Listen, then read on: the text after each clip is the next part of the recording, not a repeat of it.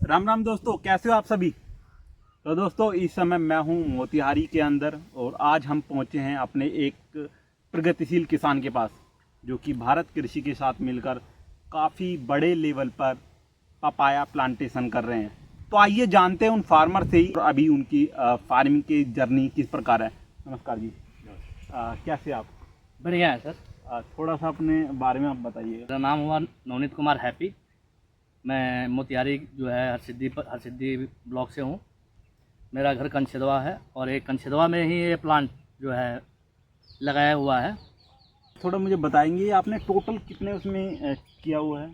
ये टोटल जो है 1 एकड़ में है। 1 एकड़ में कितने प्लांट्स होंगे? ये इसमें प्लांट्स 900 समथिंग था। इसमें कुछ जैसे 40 के करीब जो है पौधा इसमें ये मर गया है। जैसे कि आप बता रहे थे अभी आपने 1 एकड़ के अंदर किया है, कितने प्लांट लगे? लमसम 900 था, 900 के आसपास प्लांट। तो अभी तक आपने मुझे बताया कि 3 महीने आपको इसको लगाए हुए। हाँ, लगाए हुए 3 तो महीने। अभी तो हार्वेस्ट होने में अभी तकरीबन 4 से 5 महीने 4 से, हाँ।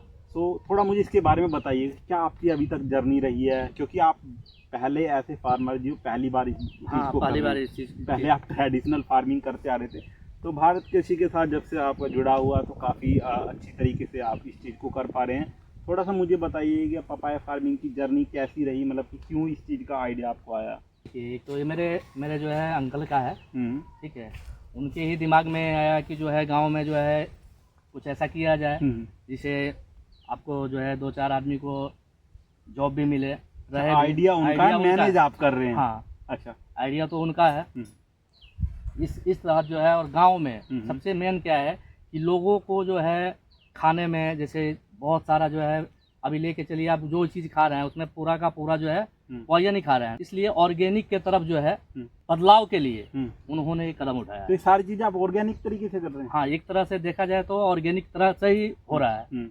जैसे जो भी जैविक खाद हुआ, जो भी हुआ, मैंने तकरीबन जो है ऑर्गेनिक के तरफ जो है इसका झुकाव है। जैसे कि भारत कृषि के द्वारा आपसे जुड़े हैं, तो भारत कृषि किस प्रकार आपको सपोर्ट कर रही है? बहुत बढ़िया प्रकार से सपोर्ट कर रही है। जैसे जो भी हमको वहाँ से जो भी हम जैसे जो भी सलाह लेते हैं उसका बढ़िया से जो है वहाँ से हमको जो है मिलता है।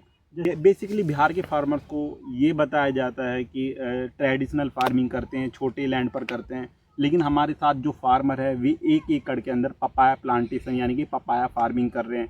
तो सर, जैसे कि आपने अभी ड्रिप इरिगेशन लगाया हुआ है, थोड़ा ड्रिप इरिगेशन के बारे में बताइएगा ना। भारत सरकार द्वारा ड्रिप इरिगेशन पे सब्सिडी भी दी जाती है सर। जैसे कि फार्म में आप पूरा ड्रिप इरिगेशन है, सारा कंट्रोल यहीं से होता है? जी, सारा। इसके बारे में समझाइए, कैसे यहाँ से आप इसको कंट्रोल करते हैं? देखिए, एक तो रहता है, एक डायरेक्टली केवल हम लोगों को पानी छोड़ना रहता है जी। ये इसका कॉक है जी। इसे क्या होता है, कॉक जैसे मैंने ओपन कर दिया है तो ये क्या होता है कि डायरेक्टली जो है पानी जाता है। और क्या अब इसके बाद जैसे हमको जितने भी प्लांट्स है उसमें अगर दवा डालना है तो पहले क्या है कि जो है मशीन आ रहा था पीठ पे लाद के कीजिए, अब उसकी झंझट ही नहीं है। स्प्रे करने की कोई झंझट? स्प्रे करने की किसी प्रकार की कोई झंझट नहीं है। बस आप दवा मिक्स की करके बस ये देखिए, ये इसमें नोजल दिया हुआ है जी, बस इसमें आप डालिएगा जी। और डालने के बाद एक कॉक जो है आप यहाँ से जैसे बंद कीजिएगा तो इसका जो जितना भी वाटर सप्लाई जो है ये क्या होगा कि इधर से आके जो है अब यहाँ से लेगा, इसका जो है जैसे ऑक्सीजन लेगा तो क्या होगा, इसका पूरा आपको जो है दवा लेके जाएगा और ड्रिप द्वारा जो है बाहर छोड़ देगा। तो इससे अब स्प्रे करने की किसी प्रकार की कोई जरूरत नहीं है। तो आपको वाटर में घोलना है? वाटर में घोल देना है जितना है। अब हम देख लेंगे 1 एकड़ में कितना दवा ये करना है, उस अनुसार से उतना पानी में हम डाल के और सब में। तो ये तो काफी बेस्ट है। मतलब कि सर, जैसे ये यहाँ पर आपने लगाया तो अभी 1 एकड़ में आप ड्रिप इरिगेशन? हाँ, अभी 1 एकड़ का ही है। तो सारा कंट्रोल इससे होता है? हाँ, सारा कंट्रोल इससे होता है। अगर इससे भी ज्यादा बढ़ाना चाहे तो इससे और भी ज्यादा जो है बढ़ा सकते हैं, कंट्रोल इससे हो जाएगा। तो ये भी ड्रिप इरिगेशन का ही पार्ट है? हाँ, उसी का पार्ट। क्या होता है कि इसका सब अलग अलग ब्लॉक बाई ब्लॉक है। जैसे हमको ब्लॉक ए में छोड़ना है तो यहाँ से तो हम छोड़ दिए, वहाँ पे भी कॉक लगा हुआ है, ठीक है। जैसे ब्लॉक ए में छोड़ना है तो ब्लॉक ए का कॉक ए करके उसमें हम डाल दिए। फिर ब्लॉक बी में डालना है तो ए का बंद कर दिए और बी का जो है आपने छोड़ दिया।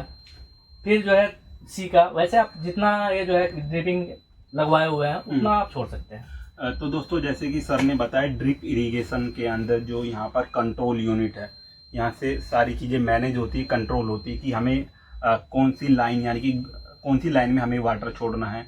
और ख़ासकर जो फार्मर्स के लिए काफ़ी हेल्पफुल ही है। पहले अगर किसी को अपने फार्म के अंदर यानी कि इंसेक्ट के लिए कोई मेडिसिन या दवाइयाँ डालनी होती थी तो उनको स्प्रे मशीन के द्वारा दिन भर काम करना पड़ता था, बट अब उसकी कोई इतनी आवश्यकता नहीं है क्योंकि वो सारी चीज़ें आप यहाँ से कंट्रोल कर सकते हैं। तो एक फार्मर्स के लिए काफ़ी हेल्पफुल है। अगर कोई फार्मर ड्रिप इरिगेशन लगाना चाहता है तो सरकार के द्वारा सब्सिडी दी गई है, लेकिन फार्मर को जानकारी का अभाव होता है, जानकारी नहीं होती, तो हमारे दिए गए टोल फ्री नंबर पे वो बात कर सकता है।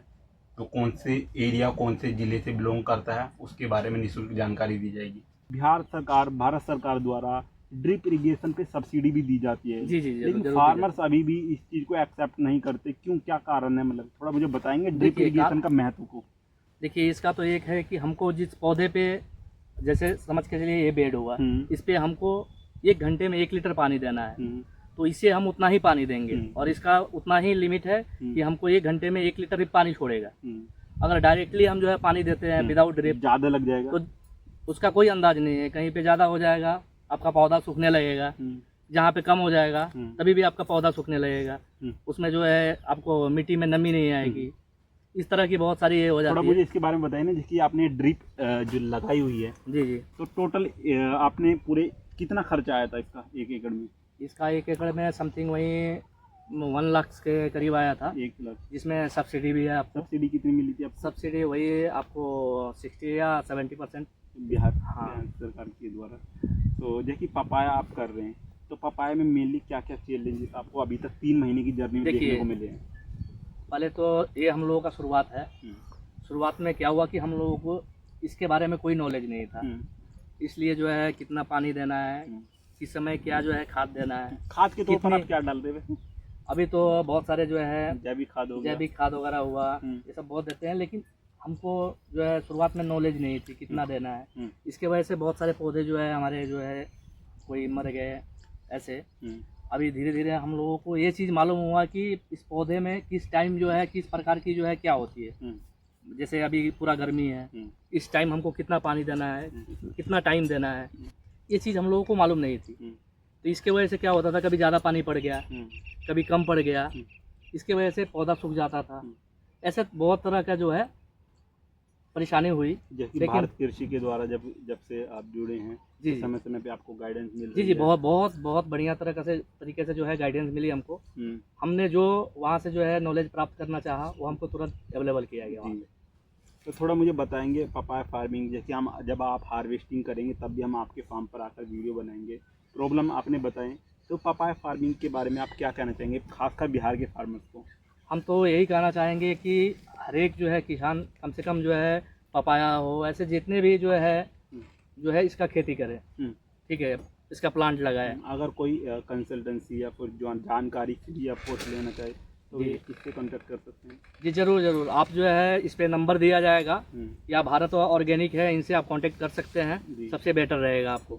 तो थोड़ा सा मुझे इस चीज़ के बारे में बताएंगे कि पपाया फार्मिंग है जी इसका जो मॉडल है ये आपने जो यहाँ पर स्थापित किया, मुझे लगता है मोतिहारी जिले में सिर्फ आप एक ऐसे फार्मर होंगे जो इस तरीके से कर रहे हैं। जी इस तरीके से जो है पहला जो है फार्मर हम ही है, और यहाँ पे बहुत 2-4 जगह और हुआ है, लेकिन इतने जो है बृहद रूप से नहीं किया गया है। जैसे कहीं पे ड्रिप नहीं है, तो कहीं पे जो है बेड नहीं है, इस तरह का जो है हर एक जगह मैंने 2-4 जगह मैं देखने गया, वहाँ पे इस तरह का नहीं मिला। मेनली जो है जब किसी चीज़ को हम स्टार्ट करते तो स्टार्ट करने से सबसे पहले हम आइडिया हमारे मन में ये आता है कि वेयर आई विल सेल, मतलब कहाँ मैं बेचूँगा, मार्केट का कहाँ करूँगा। तो मार्केटिंग के बारे में आपको आया होगा कि मोतिहारी क्या यहाँ पर आप मार्केटिंग कर पाएंगे, कहाँ आप? हाँ, यहाँ पे जो है पपाया की मार्केटिंग जो है करने की ज़रूरत नहीं है, क्योंकि यहाँ पे व्यापारी जो है यहाँ पे खुद आ जाता है। तो दोस्तों बिहार के अंदर मैंने खासकर एक चीज़ देखी कि यहाँ पर फार्मर्स जो हैं जो खेती करते हैं, व्यापारी लोग खुद आकर उनसे उस प्रोडक्ट के दाम तय कर देते हैं। तो मार्केटिंग की कोई प्रॉब्लम नहीं है। अगर कोई फार्मर्स ऐसे मार्केटिंग की कोई किसी को चैलेंजेस आते हैं तो भारत कृषि हमेशा उनके साथ है। भारत कृषि मार्केटिंग में हेल्प करती है, चाहे वो इनपुट से ले हो चाहे आउटपुट हो, तो फार्मर्स के साथ हमेशा भारत कृषि खड़ी है। तो आजकल युवा है जी, जिसके आप बिहार के अंदर है जी, तो खासकर ये देखा जाता है कि बिहार से जो है लोग जाते हैं बाहर कमाने, 10,000 15,000 इस प्रकार की नौकरी करते हैं जी। लेकिन आपने बिहार के अंदर ही अपने गांव में रहकर इस तरीके का मॉडल आपने स्थापित किया है, जी। तो उन युवा को क्या कहना चाहेंगे जो बाहर जाके खुद की जमीन होते हुए भी बाहर जाकर कमा रहे हैं? हम तो यही कहेंगे कि जो है अपने गांव रहे, अपने घर पे रहे, और जो है अपना कोई जो है जैसे खेती है तो खेती करे, अपने खेती से ही उतना जो है खेती करके इतना कमाए कि जो बाहर से ज़्यादा यहाँ पे कमा लेंगे। लेकिन युवा जो है ये चीज़ जो है समझ से बाहर, उनके समझ से बहुत बाहर है। उनको ये चीज़ समझना होगा। अगर 2 रुपये कम भी कमाते बट अपने गांव में है, कम कमाने की नहीं। यहाँ से हम जाते हैं बाहर, कितना कमाते हैं नहीं। आप अगर जो है कॉस्ट मिला है तो यहाँ और वहाँ सेम पड़ता है आप, क्योंकि वहाँ पे रूम लीजिए, बहुत सारे जो है ले रहते हैं, खर्चे हो जाते हैं बहुत सारे। यहाँ पे तो वो चीज़ है नहीं, आप घर से आए, अपना खेती किए, अपना एक तो जो है मेन हो जाता है आपका फिजिकल। हम युवा से यही कहेंगे कि घर पे रहे और जो है अपना जो है खेती करे और ज़्यादा से ज़्यादा ऑर्गेनिक की तरफ जो है बढ़ावा दे। तो दोस्तों हमारे साथ है हैप्पी सिंह जी, जिनसे हमने पपाया फार्मिंग के बारे में जाना। उन्होंने सारी चीज़ों के बारे में बताया कि क्या क्या चैलेंजेस होते हैं, मार्केटिंग कैसे करनी है, और यूथ के बारे में उन्होंने काफ़ी अच्छी बात कही कि जो यूथ बिहार क्षेत्र से अंदर खासकर ये बताया जाता है कि बाहर काम करने के लिए जाते हैं, उनके पास ज़मीन होने के बावजूद अगर वो अपने घर पे अच्छी तरीके और प्लानिंग तरीके से खेती करते हैं तो वहाँ पर जो शहर के अंदर जाकर वो कमाते हैं उससे अच्छा वे यहाँ पर कमा सकते हैं।